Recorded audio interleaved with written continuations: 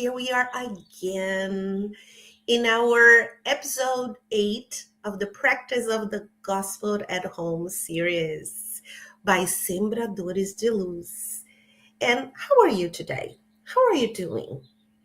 Wherever you are, we want you to know that we are thinking of you, that we are wishing you all good things, and God is with you, right? And as we are talking about this and God and light, it's important that we are more and more aware of what the gospel at home means. And the words pretty much explain themselves. How do we bring this light into our home in a world that today there is so much going on? And we can do this. Jesus in our home, with your help, with your family, with children, enlightening this word. And you can be part of that. So if you want to know more about the gospel at home, please go subscribe, go to our website, sembradoresluz.org, check the videos and all the wonderful material we have for you. So right now, we have two great guests. We have Raissa Silva and Renan Martorelli. Hello there. Oh, hello, Bernadette. Hello, everyone at home. Look how cool, right? So this is live, and wherever we are here for you, and so excited. And before we start, I would love to introduce our guests. Let's start here with, I'm going to read it. And I was very excited learning more about the two of you. So, Raissa Silva is a spiritist educator and artist. I didn't know that about you. Awesome. Combining music and her talks to spread the gospel's message. She is the presenter of the program Pod Arte in Spiritism on web radio Portal da Luz. And she's also very passionate about dance, painting, and volunteering. With a traveling soul, Raissa has traveled to 24 countries, girl. Oh, that's a lot. I would love to hear more about your experience out there, exploring cultures and collecting stories that enrich her journey around the world. In addition to her spiritual mission, Raissa follows the paths of science as an electrical engineer, dedicating herself to developing electric propulsion for aircraft. Have no idea what that is. We need to talk again so you can explain more. And Raissa is in Brazil. I get the aircraft part. Hey, Raissa. Hello. It's a pleasure being here. Oh, we're so excited to have you. So, and now let's introduce our other guests. And Renan Martorelli is the coordinator of the Digital Platforms Department at Sembradores de Luz. He works in the Spiritist Youth Movement and the Spiritist Children's Education in Brazil through the Union of Spiritist Societies of São Paulo. He's also the coordinator of studies and Spiritist youth group in his Spiritist Center in São Bernardo do Campo. In his professional life, Renan is a technology consultant in the software area. So, hi, Renan. Hi, everyone. It's great to be here. I need to do some explanations about my background. So first, I'm not driving. I'm safe. My car is standing still. And yeah, I had an issue with the internet connection at my home, but I'm very happy to be here. I think it's going to be a really great conversation. It's a very important topic for me. Nice. And we see our friend Claudia Verdini. She is already saying hi. Today we have a WhatsApp You bet. And we also have Adriana Cruz, another meeting with lots of people to talk about a super important topic to help balance the family needs young people.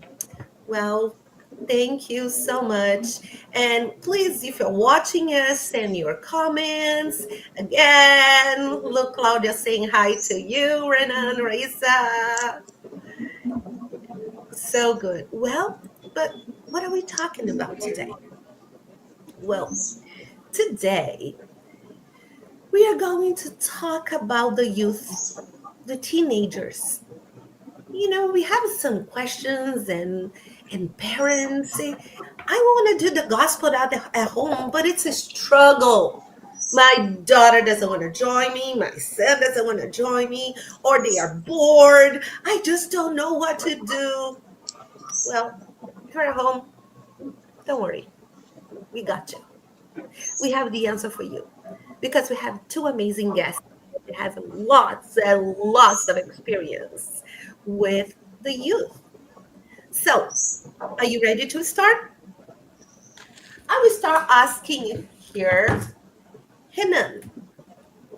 When we talk about adolescents and teenagers, we are fully aware, or most of us, we understand a little bit of the social and emotional, all the physical changes that they go through. But sometimes we forget about something really important. What's going on spiritually with them? What can you tell us? What does the adolescence period mean for the spirit? Oh, that's a great question, Bernadette. So, as you said, period of youth is not an easy one. It's not an easy time as well to be a teenager, adolescent. As you say, there's are so many things changing at the same time. So there are changes with your body. There's a big pressure in terms of society trying to ask you, hey, you need to decide what is it you're going to do with your life. What is it that you're going to do for university? What are you specializing on? And at the same time, we like to say that this period is the period where you can't act as a child anymore. So you're not a child. So you can have some of those behaviors. At the same time, you're not an adult. So there are many answers that you still don't have. So you can have the full responsibility of an adult. You also are not a child. So it's a big issue in terms of finding your own identity. That we say like as one of the biggest, the hardest pieces, the hardest parts of being a teenager right now, and that's being what being a teenager has always been in all of human history. But when we talk specifically about the contribution that spiritism can give us into, as I say, like a bigger insight into that when we shed the spiritual light into the topic of being a teenager. So first, an adult, a teenager, a child, we are all immortal spirits, correct? Now, when we take a child, that child is just reincarnated. So we could sometimes say that it is closer to the spiritual life. What happens when we reincarnate, we forget most of the things. But those impressions, those tendencies, they are still written out in our spirit. They're just not that strong out there. So we use it to say that when we have a child, it's like not every child is the same, right? We know that because there are characteristics, there's personality that is somewhere coming from that immortal spirit that has already lived a thousand, many lives out there. But it is not as strong. So when we start getting into the period of youth, all these tendencies, all these characteristics, all of this personality starts coming in. So it would be as before the spiritual channel begins to open up a little bit more during the period of youth, and these characteristics start to get a little bit stronger. And this tells us a little bit of why there's there's so much conflict between teenagers and their parents during this period, Oh yeah. because for many years we have parents saying, hey, you should do this, you should do that, you should be more calm, you should be more brave, trying to help that child grow as a human being, right? That's what part of the mission of being a parent is, trying to take care of your child and trying to help them evolve as an immortal being. But when teen when youth hits, let's call it like that, but when start being all this characters of being a teenager start coming in, that's where your old you from past lives start, all this things start Again. arriving stronger, and then we start seeing a much wider conflict between what is it that my spirit is bringing from my past lives, and what is it that my parents expect from me, or the influences or that I'm receiving in this current life, in this current reincarnation. And of course, many times these are different things. So I have one impression from my past life, I have another impression that is coming into this life because of the influence of my parents or the society I'm in, and this generates conflict. And that's, I would say, is what makes the being a teenager even harder many times.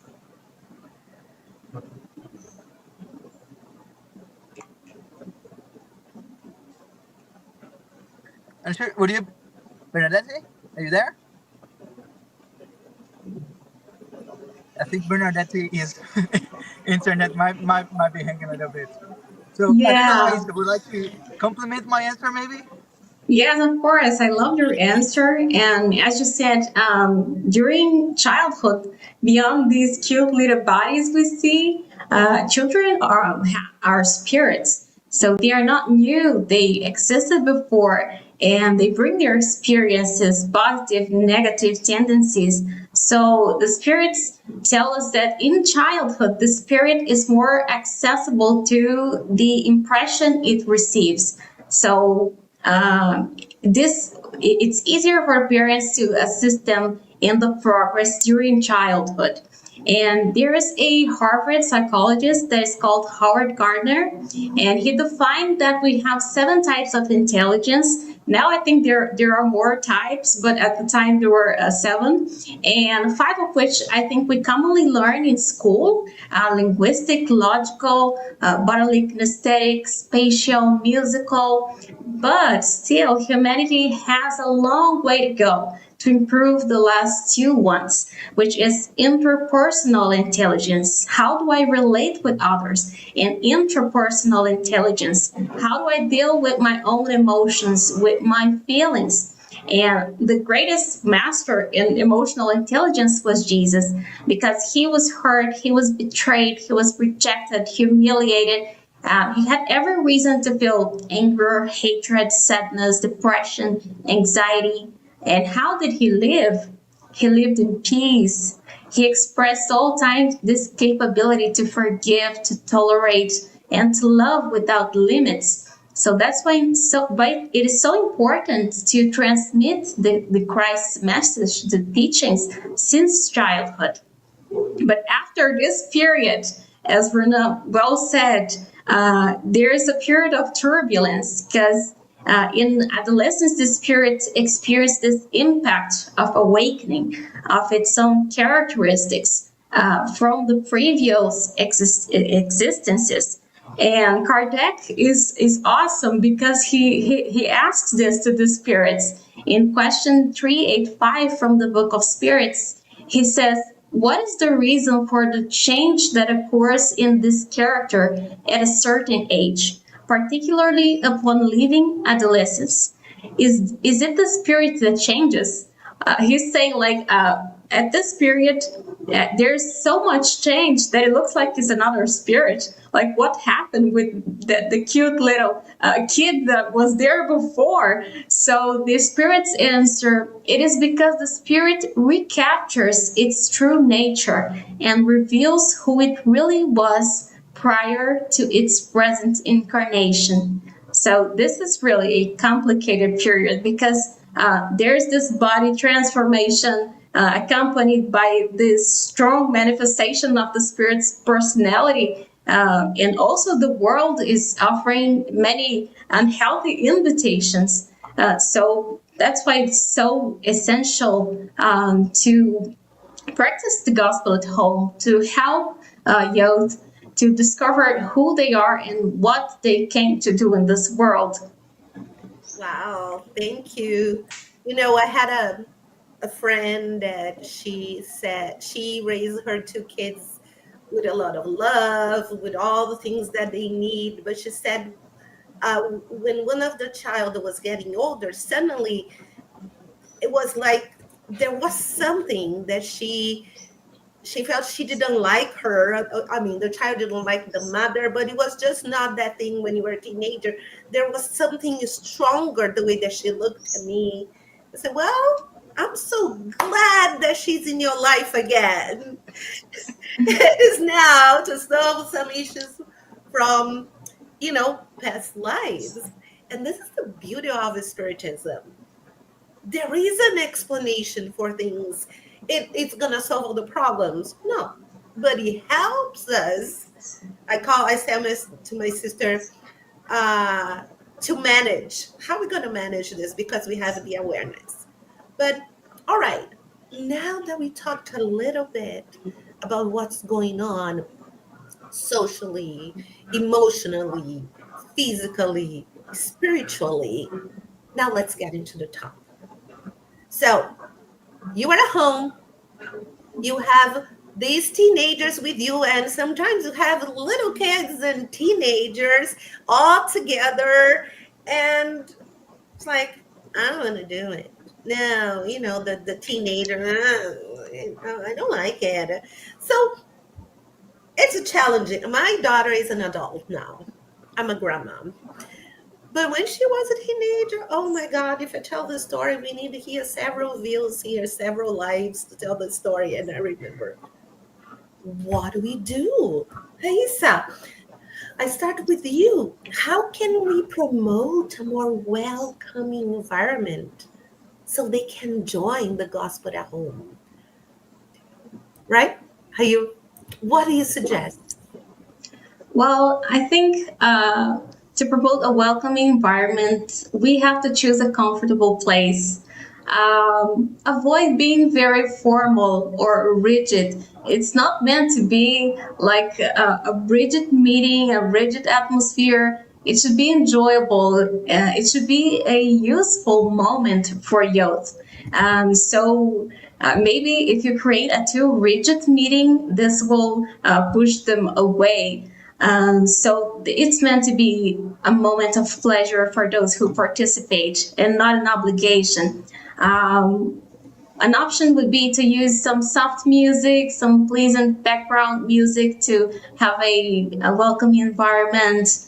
Also, when you are reading the gospel, you can use modern translations to help facilitate the understanding. But this varies from youth to youth because I, for example, like to read. I read the Spirit's book when I was 16, so it depends on the youth. But I think the most important of all is to make the youth feel at ease and comfortable. I wouldn't say the gospel at home has to be done around the table. If you want to do it in your living room, it's okay, as long as it's something enjoyable for everyone. Nice. I agree with you. I just fine if you want to be in your teenager's room and they say, I don't want to do, sometimes my husband, I don't want to do the gospel at home. Okay, don't tell him. And he is in the back room sitting, watching TV. I go, no problem. What are you doing here? Well, the gospel came to you. I'll That's go right. I'll go wherever you are. Yeah, Can this be short? Absolutely. And we start with short, and then he start talking, and it takes longer. But that's perfect. Yeah, that's I awesome. Hannah, would you like to add anything about it?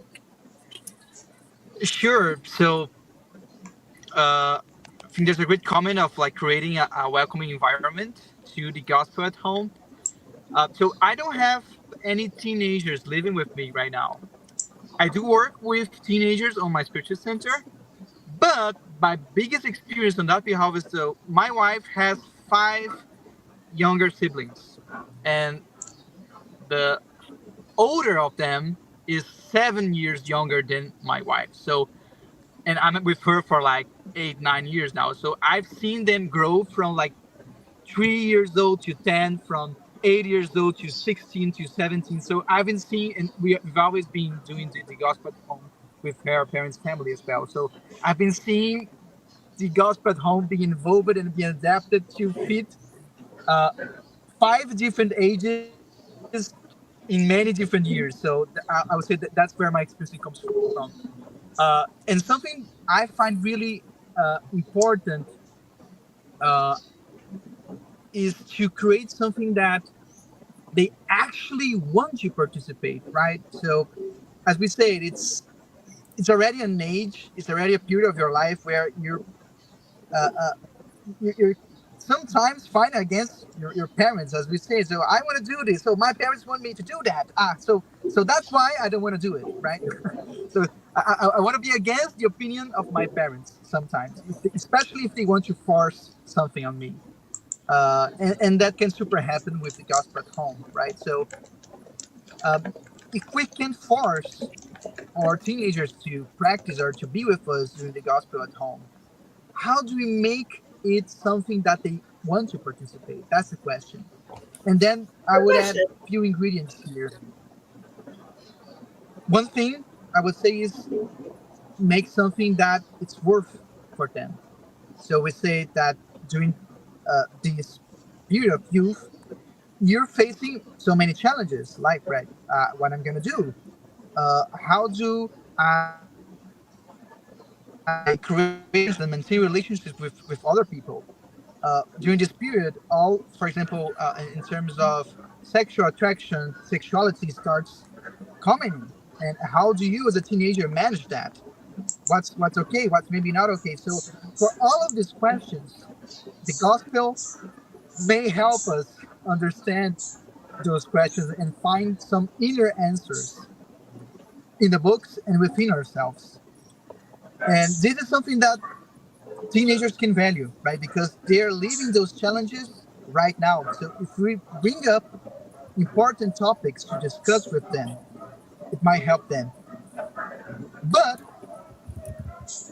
something that also makes it hard is that it cannot be a moment where, okay, my parents want me to be in the gospel at home because that's the moment where they will tell me what they think is right, what do they think is wrong, and why should I be going to the right path according to their opinion. You get where I'm going? So Yes. it's their moment to uh, uh, uh, uh, force all of their way of thinking and way of living on me. And for me, as a teenager, that can be complicated, right? That you touch that little button where, I don't want that. My parents are forcing something on me. So it is very tricky, but I think something that really works is for the parents to add in some like you can't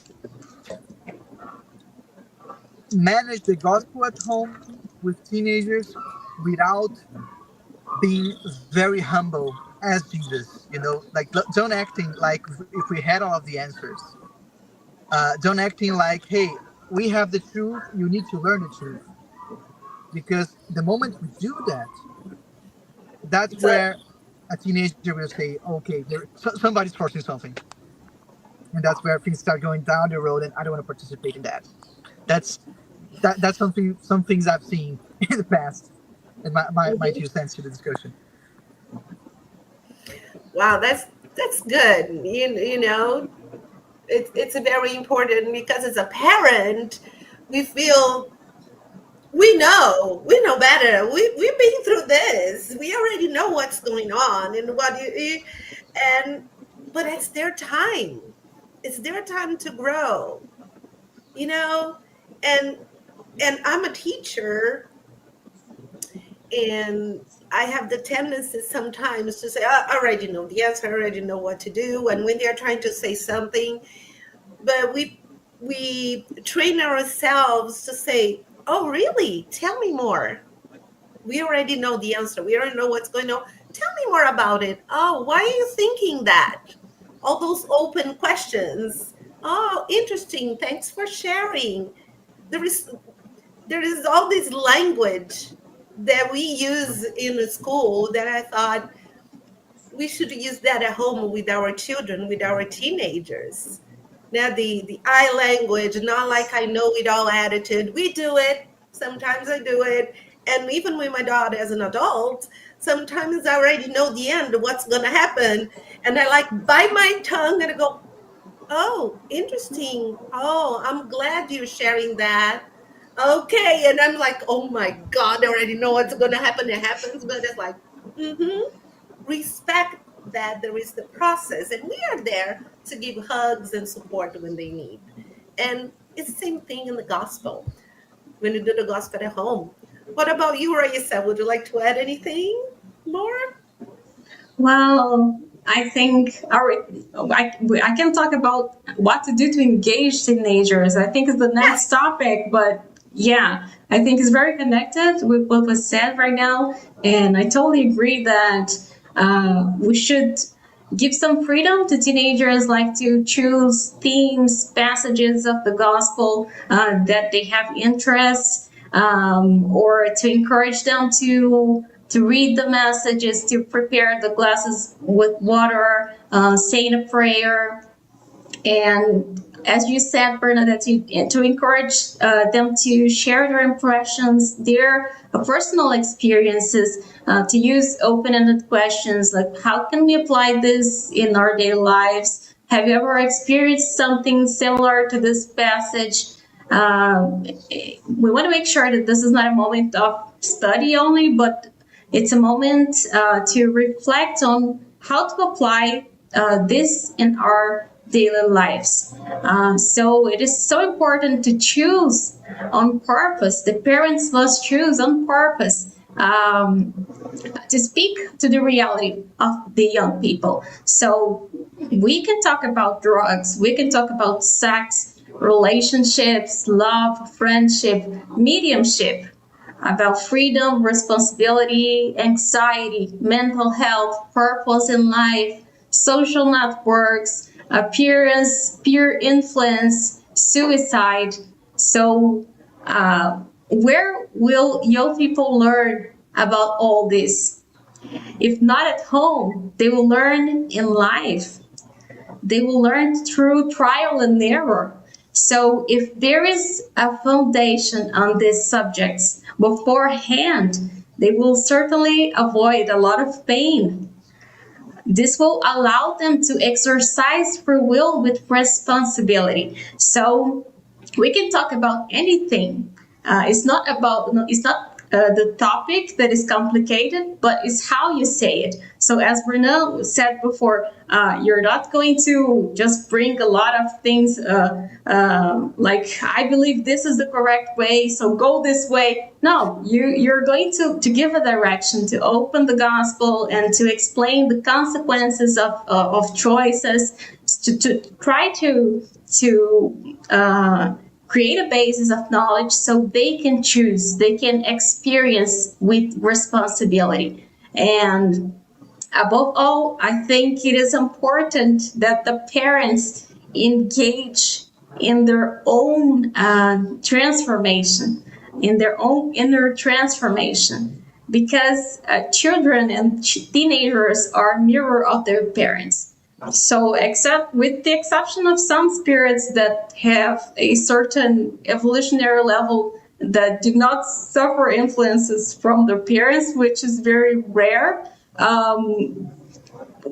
we are mirrors of our parents in many ways. So, if you talk about love, if you talk about patience and forgiveness, but you do not demonstrate that in your daily life, if you are impatient, if you scream, if you fight, it will become very difficult to have your teens' engagement and trust to open about these topics. So it is a must that parents also engage in their own inner transformation so that the youth will also follow.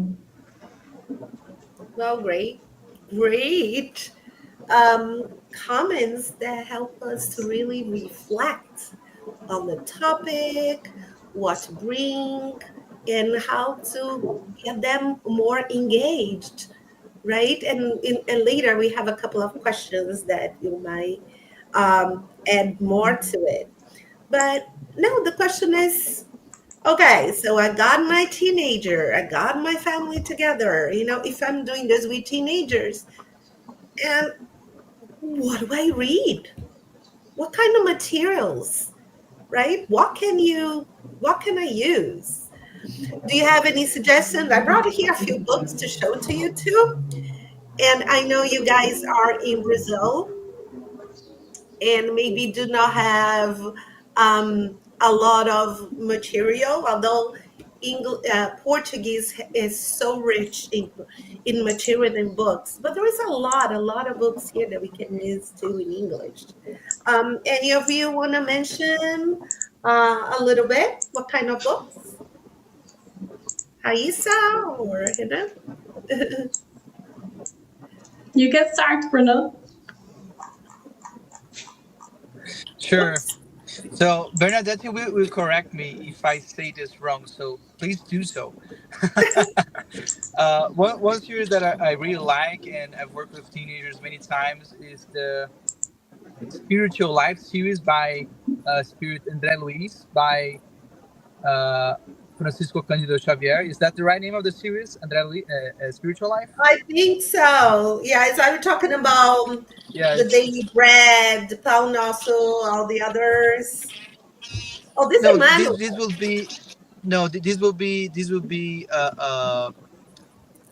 shorter books. I'm referring to Our Home, for example, and all the books that come after Our Home in terms of the André Luiz series. So I'm Yes. not sure if the And I you correct have me the the translation Jesus at home Jesus at Home from as well is a great book.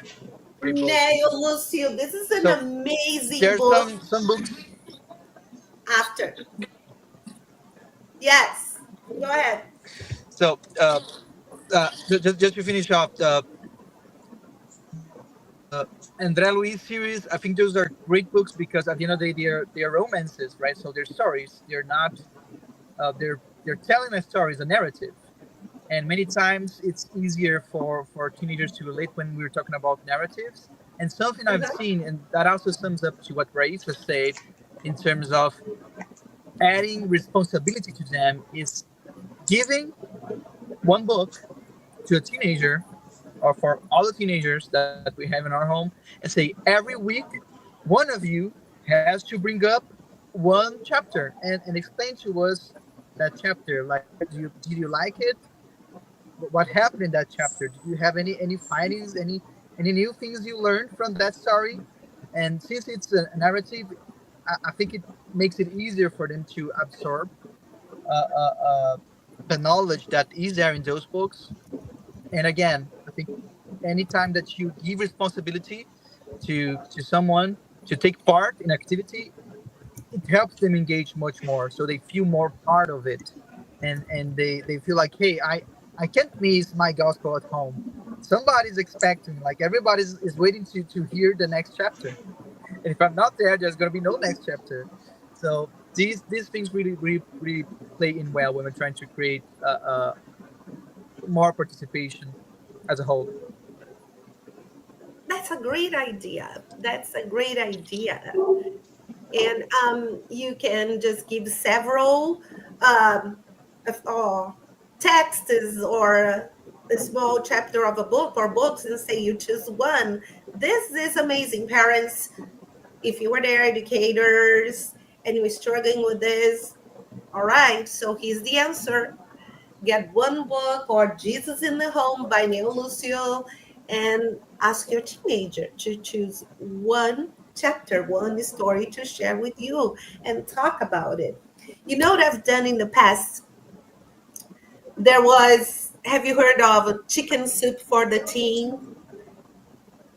Is a wonderful short stories very short stories. So, you know, when you were sick and you need chicken soup to make you feel better? So there is the chicken soup for the child, chicken soup for the soul, chicken soup for the teens. It's a you can buy this book with little stories. And what I noticed when we share stories, we read one of the story about a teenager, what's going through. Sometimes Raissa said, "Oh, you can talk about any topic." And even though we say that, they might not feel comfortable talking about what they are feeling if their parents are present. So then we bring the story, we bring the child or whoever is in the story, and we start talking about the character. Yeah, but why is he thinking that way? What do you think? What's going on? But we have to be careful not to start arguing during the gospel at home, because the goal is to bring peace. And then I used to read um, one part or one paragraph of the gospel at home, and we say, how can we apply the teachings of Jesus into that situation? So you can read many stories as long as we apply the teachings of Jesus. Make sure that at the end, the goal of the gospel spirit at home is for us to feel good, peaceful. And yes, parents, you will have sometimes to do some work. You have to check the books, maybe do some prepping, the story, read beforehand, because you are building the foundation, right? Anything else you would like Oh, to that, add that, to that that? makes this that you say, like, read a story before, highlight the most important parts. You see tough words, try to translate them, make maybe an easier to digest version. So many times we see very rich materials on like written content on spiritism, but if you take that the way it is written and you just read that to a teenager, many times he will absorb like maybe 30%, 40% of it, of that story. Yep. So doing this pre-work to the gospel at home really might help us transfer the message that we're trying to transfer, Yeah. Jesus' message at the end of the day. Right. I've worked in spiritual centers before here. There's so many that involved, and I've seen sometimes a parent bringing a child, a teenager, and say, "Here, solve the problem. I'm bringing to the center. Take and make sure that when she comes home, she's nice, she's good, she's following directions, doesn't give me a hard time. Do the miracle." And I go, "Oh, so you want a magic wand, right?" So when we put back into the parent and say, this is a teamwork. We need to work together. And the gospel at home is something that you can start to planting the seed of love, good, enlightenment. That's so nice what you say, because I was remembering last year, one of my students came. I saw that he was really sad, and I asked what was happening, and he said to me, "The problem is that my mom does everything different than what we learn here at the Spirit Center at home." And I was like, what can I say to him? Right? And so it's a family work. So I talked to the person responsible for the family area, so that someone could talk to the parents and maybe do some work with them. But there's no miracle if we don't work together, right? Yes, we have to work together and say it needs a village to raise a child. And it is the home, the family, the school, the society, and we are being bombarded with all that. So absolutely. And I have here two questions. Oh, I just have two books I would like to Right, bring here please as a continue, suggestion. I'm Raissa. sorry, I should have said before. But one of the books is Good News. It's a book of Humberto de Campos. It is available in English.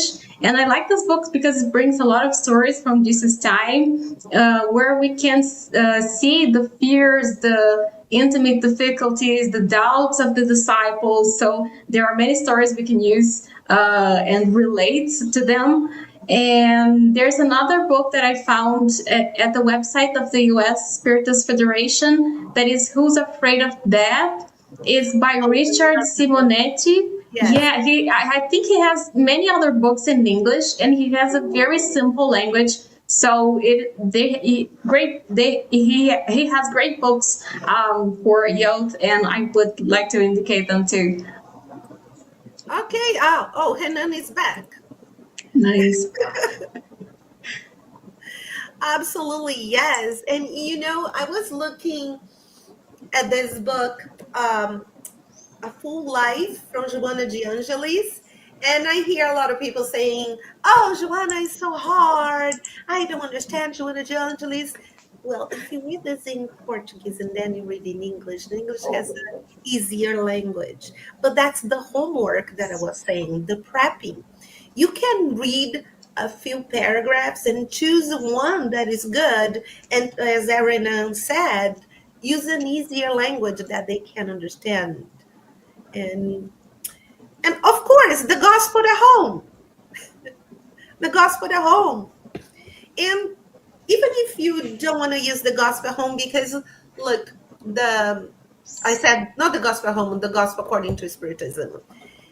And even though Sembradores de Luz is a group that based on the spiritism, the spiritist teachings, the goal here is independent of your religion, of your uh, system, belief system. We are talking here about good, about moral teachings, about love. And let's say I don't want to read the Bible at home. Sorry if I have to say some people. Find a book that talks about love. Because when you talk about love, you ascend the vibration in your house and we feel it. Use the Bible, right? But the meeting is not about judging. It's about a time of enlightenment that we get together and work on ourselves. And believe me, teenagers need that a lot. The whole world actually at this moment. You're back in it. So I have here a question. Is the gospel at home? I'll start with Hernán, negotiable. Like you say, we're gonna meet with our family every Sunday at 7 p.m. Whatever time you choose with the family, and you let everybody know, is it negotiable? Like, I don't want to do. Oh, I'm gonna play video game. Oh, I'm chatting with my dog, with my friend. I'm texting. I'm on Netflix. Is it negotiable? We can say, okay, that's right. What do you do? And Do I have to start with that one? No, of course, that's that's not an easy one. we Well, help you. I think you can give a single answer to all of families in the world. I think you have to consider the situation that each family is going through. The first point where I would say is that, so if there is a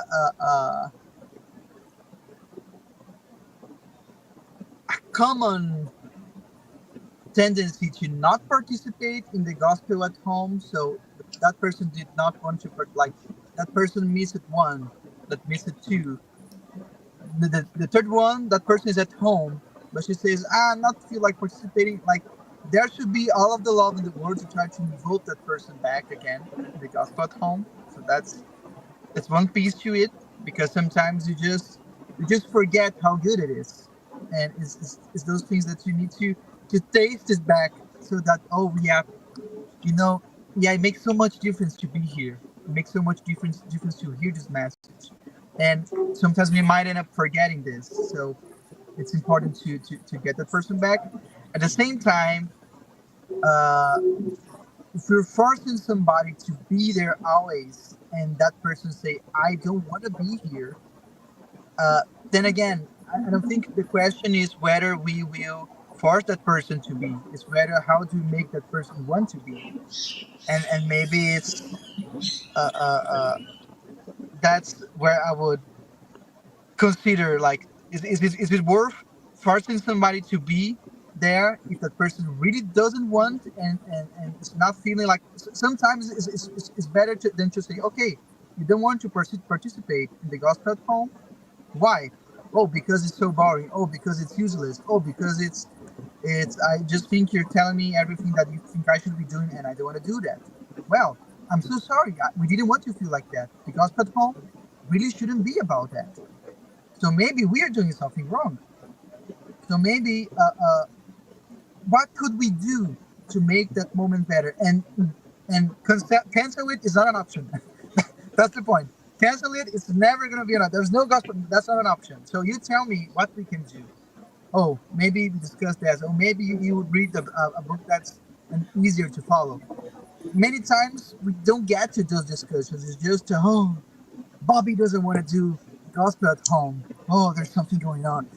And we don't do those conversations. And those are so important to try to actually find out what's happening. And then getting people to participate because they really want to. That's my point. Love it, love it. And to be honest, maybe there is no right or wrong, but continue working on that. So what can we do? What would you do, Raissa? I love this idea of Renan of asking for feedback. Okay, why you don't like being at the gospel at home? And this is very interesting. But I'm going to tell you a story so I can answer this. I started as a spiritist educator when I was 17. I read the spirits book when I was 16. And then the work was going to stop at my spiritist center because there was not an educator. And I said, well, I already read the spirits book, so I have something in here in my mind. I can do it. So I started as a spiritist educator. And I used to ask for feedback for my students. And I had one student that he was very special because he hated being there. And he played during the class. He would imitate, is that word correct? Imitate the devil. It was crazy. You have no idea. He would imitate the devil during the classes, and the other students would be so scared. He really hated being there.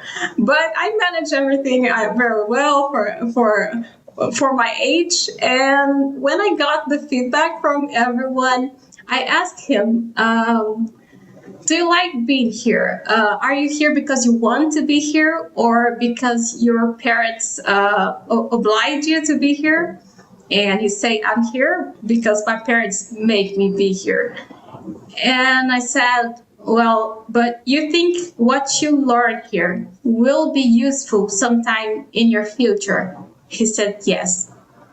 He said yes.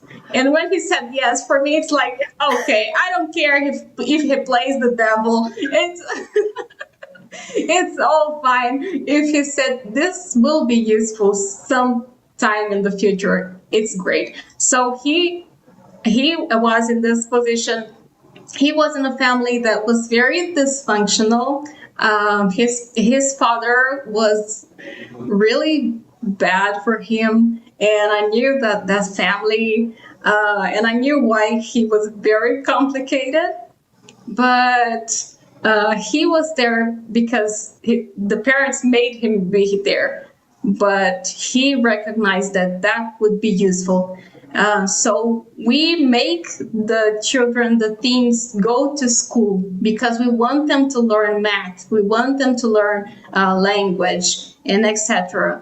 So why not teach how to deal with their own feelings? Why not make them to know how to deal with life? So I think this is not negotiable. It's just 30 minutes, 1 hour per week. Okay, so this is my opinion. Yeah, well, it's a mix for me of both because it depends on the situation. If you know a child would escalate, then you got to be careful and pick your battles. But I used to say, okay, you don't want to fully participate. At least you come to the living room and just sit. And it sits there on the corner with the back, but it's sitting. And said, or I will come to your bedroom and I will do here. But depends on the situation. There are days that was so crazy that I will invite. I said, okay, you're excused today. I'll be praying for you. You don't know. I knew my child. I knew there are days that I could not knock on the door. And I had to respect. And it was this, okay, I'm praying for you. But next time you're joining, and when she was calm, and then I talked about what we read. Well, it's amazing, and we can be here talking for a long time, but it's getting closer to our time to end this special moment that we are learning so much.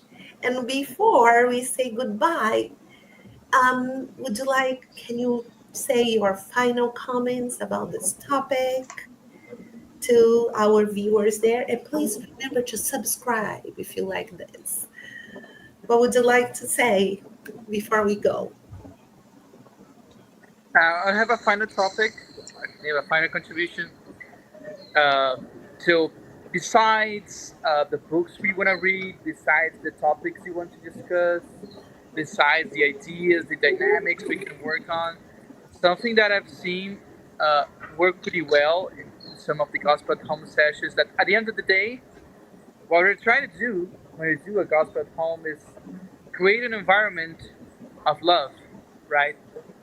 So that love is more present on all the relationships between the relationship between a father and a mother, a father and their children, between the siblings, and we can sometimes do little things to help us create those environments of love, right? The wrong way to do that is when you open up that message that you feel, oh, that message is for Brian. Brian's not doing his things right. So this we just opened this message because Brian needs to hear that. That yeah, that's the wrong way of doing that. So one thing, because at the end of the day, this doesn't generate an environment of love, right? Mhm. It's just blaming. One thing I've seen is like the beginning of every gospel home session, everybody has to say something good that the person on your right has done this week. Something that you've seen that person do. Something that you've seen, like maybe, hey, that person helped me with my homework. I've seen that other person help mom with the dishes. Say something good about them. Something good about their personality. Like everybody has that task, you know, and that's normally something we don't do. Like let's make an exercise to see what are the great things about each and every person in this family. What would be the best moment to do something like this if not the gospel at home to create this environment of love? So this is one idea I would like to share. If anybody wants to implement it, I think I've seen it work. So I would super recommend doing it as well. Love it. Thank you, Renan. And Raissa, you have a couple of minutes if you want to share or final comments. Yeah, I love this idea of gratitude. I'm going to implement this in my gospel at home. And I think we are talking here about relationships, and we're all learning how to behave with others. So, this position is important. Nobody is perfect. And I think this should be the ambient of the gospel at home. We are all here at the same boat. We are all learning. We are all trying to be more like Christ. So this humility is essential that so that we create this ambient of love, an ambient that we can learn together, an ambient where the parents can share their own mistakes. They can say, hey, I went through this way. This was not nice. I should have gone to the other way. This is so important to hear other people's mistakes so we don't go through the same ways. So creating this moment of peace, this moment of connection, and a moment of sharing experiences is meant to be a pleasant moment, a moment that will surely be useful for everybody. Thank you very much, guys. Wow, thank you. So, you at home or wherever you are listening to this, we share some ideas. Get what you need, adapt because you know your child, you know your teenager. The important is that we start doing this at home, bringing Jesus to our homes, to our minds, to our hearts, and it won't hurt, right? Suggestion. Okay, here's a suggestion: 20 minutes that you're going to take away from Netflix or texting or social media, you can dedicate to the gospel at home and prepare. But we know that you are trying your best. We know you are working really hard, and we are here to support with some ideas. We want to say thank you so much, and don't forget to subscribe. And thank you, Raissa. Thank you, Renan. And we hope we get together again to discuss other topics. Bye bye. I hope so. Bye, Bye bye. everyone. Thank Thank you. you. Bye.